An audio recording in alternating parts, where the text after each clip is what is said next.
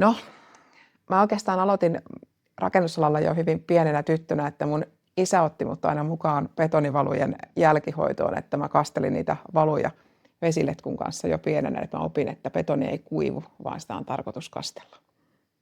Ja nykyään mä oon rakennustuoteteollisuudessa Eurokoodi-asiantuntijana ja mulla on taustaa myös rakennesuunnittelusta ja betonirakenteiden testaamisesta. Eurokoodit on joukko EN-standardeja.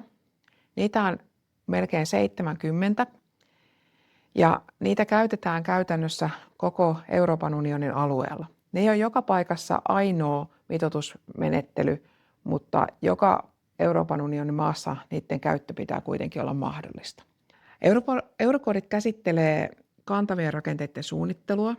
Siellä on omat osat suunnitteluperusteille ja sitten erilaisille rakenteisiin vaikuttaville kuormille ja sitten kaikille materiaaleille erikseen. Ja sitten on myös lisäksi maanjäristys ja pohjarakenteet käsitelty.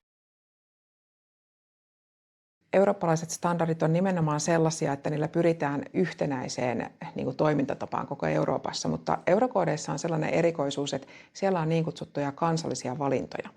Ja ne kansalliset valinnat tarkoittaa, että tietyt asiat on jätetty maittain päätettäväksi. Eli periaatteessa se iso raami on yhteinen, mutta sitten jotkut tietyt lukuarvot tai raja-arvot niin on jätetty kullekin maalle. Tyypillisesti kansallisia valintoja on koskien luotettavuutta, eli käytännössä kaikki luotettavuuteen liittyvät asiat on kansallisia valintoja.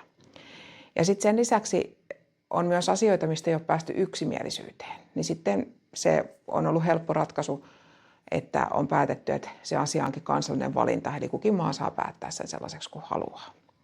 Eli pyritään konsensukseen. Ja sen konsensuksen saavuttamiseksi tämä kansallinen valinta on hyvä asia, koska sitten voidaan jostain vaikeasta asiasta vaan päättää, että ei päätetä, vaan kukin päättää itse.